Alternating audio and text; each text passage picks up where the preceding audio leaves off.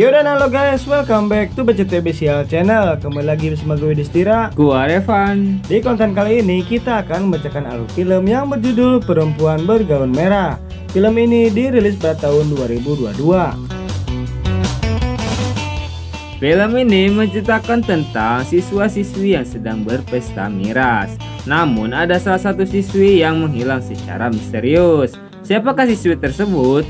Dan sebelum lanjut, agak baiknya kalian tekan like, comment, share, and subscribe tentunya. Dan jangan lupa loncengnya guys. Ayo kalian tidak kena notifikasi dari channel ini. Gak usah banyak bacot lagi, langsung saja ke alur filmnya. Check it out.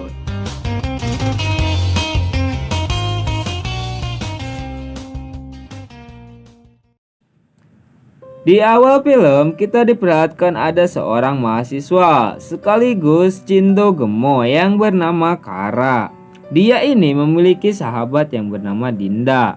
Di malam tersebut, Kara ingin mengajak Dinda untuk pergi dugem bersamanya. Dan tak lama kemudian, anggota yang lainnya juga hadir. Di situ ada Rosa dan pacarnya yang bernama Gary. Tak lupa dengan Marco dan juga orang yang cukup asing bagi Kara yang bernama Wisnu.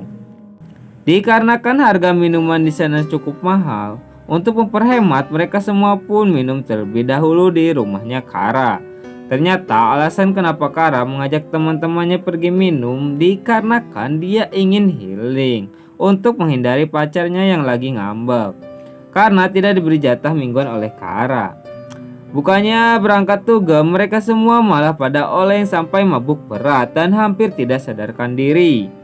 Di saat yang lainnya sedang tepar berjamaah, Dinda pun merasa sudah naik dan segera mengeluarkan isi beban hidupnya.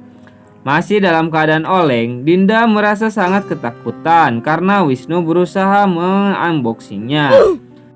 Setelah dia terbebas dari si Kiting yang menginginkan serabi lempitnya, Dinda kedimba anjing goblok. Apa Dimba?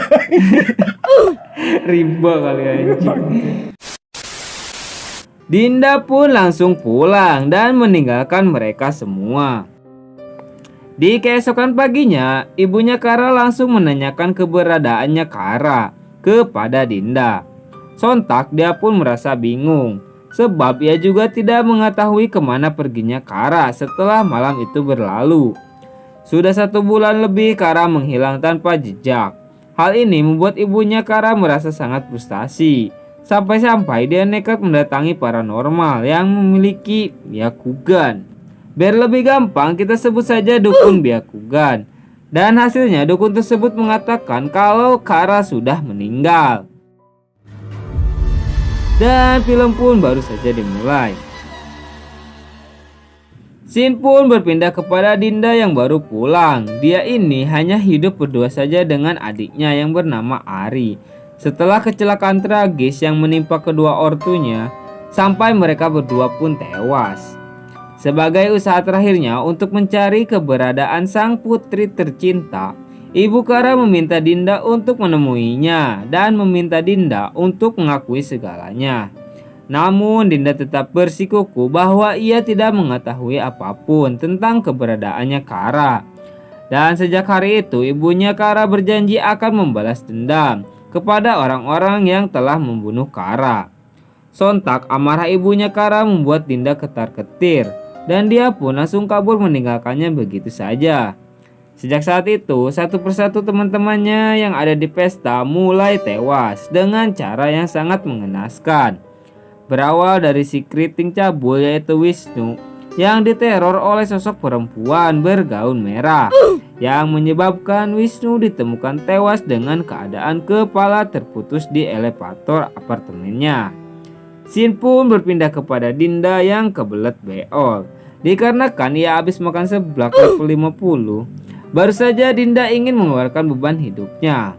Dia langsung diteror oleh sosok burik yang sedang asik mandi di bathtub kamar mandinya. Sontak kejadian tersebut membuat dia bertanya-tanya, kenapa sosok itu menghantuinya. Di saat Dinda sedang mengantarkan Ari ke sekolah, terlihat mereka berdua sedang diperhatikan oleh dukun Byakugan. Sungguh bocil gak ada akhlak, bukannya langsung pergi dia malah main-main dengan dukun tersebut. Dari CCTV video yang tersebar luas, Dinda yakin bahwa Kara yang sudah melakukannya. Dan di acara kematiannya Wisnu, mereka semua pun berkumpul sekaligus berdiskusi tentang kejadian tragis yang baru saja Wisnu alami. Namun ketiga temannya tidak percaya bahwa Kara yang melakukan hal tersebut, terutama Gary. Akan tetapi hanya Putralah kekasih dari Kara yang mempercayai Dinda. Teror dari perempuan bergaun merah ini semakin menjadi ketika Gary yang akan menjadi korban berikutnya. Meskipun dia pergi berdua bersama Rosa, namun pacarnya ini malah tertinggal di pinggir jalan. Nampaknya hoki 1 tahun sekali sudah dipakai oleh Rosa, hingga menyebabkan ayang bebnya ini yang harus tewas terulti Johnson. Di malam hari, Ari tidak bisa tidur disebabkan ada suara aneh dari kamar sebelah.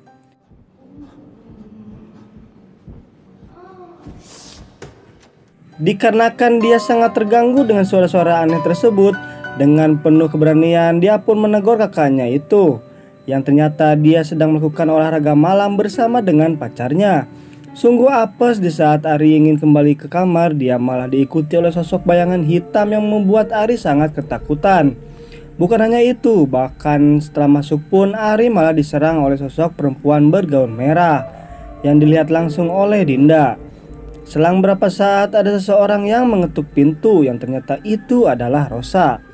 Tak tahan dengan gangguan yang terus menerus, Dinda mengajak Rosa, Putra untuk menemui dukun Byakugan.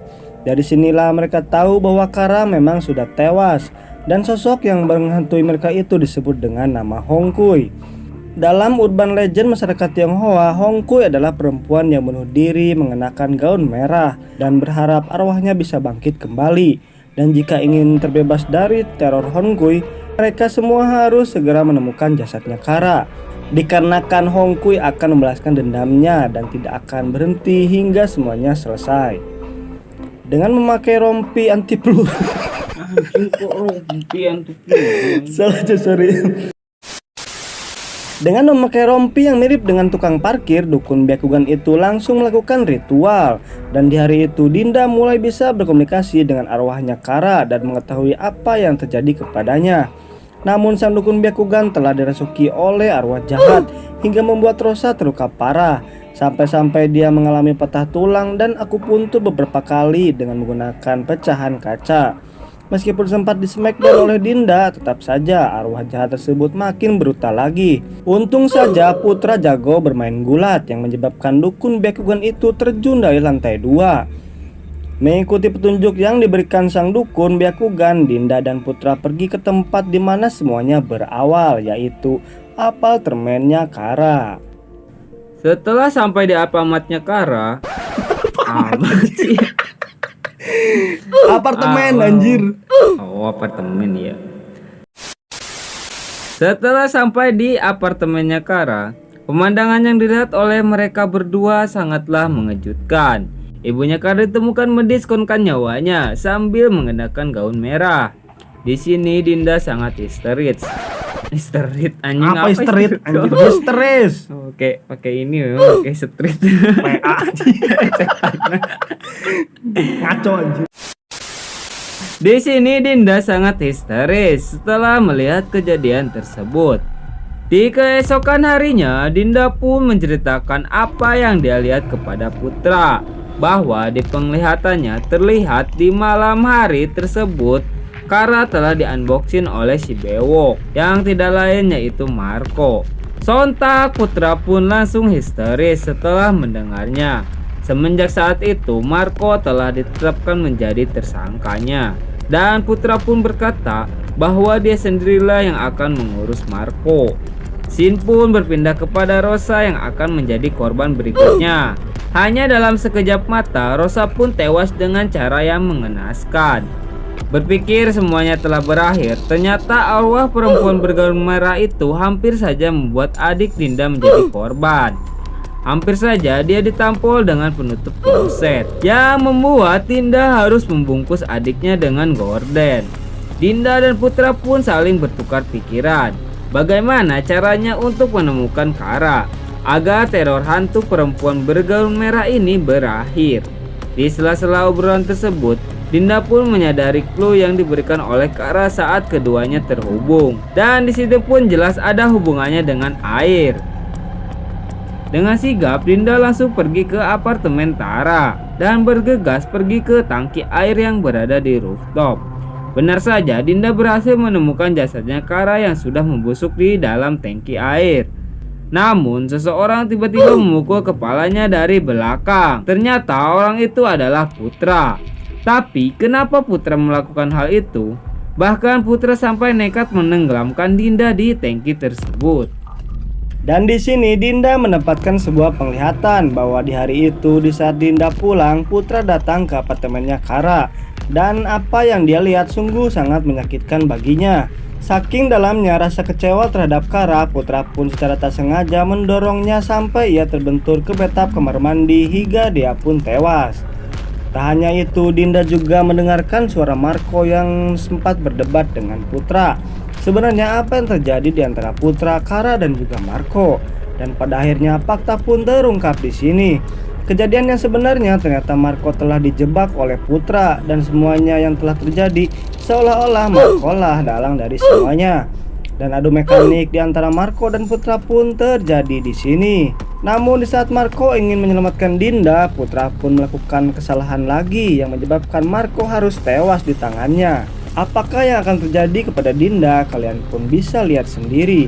Dengan epiknya, Dinda keluar dari tangki air tersebut dengan wujud yang sangat mengerikan. Ternyata Dinda telah dirasuki oleh Kara untuk membalas dendam kepada Putra.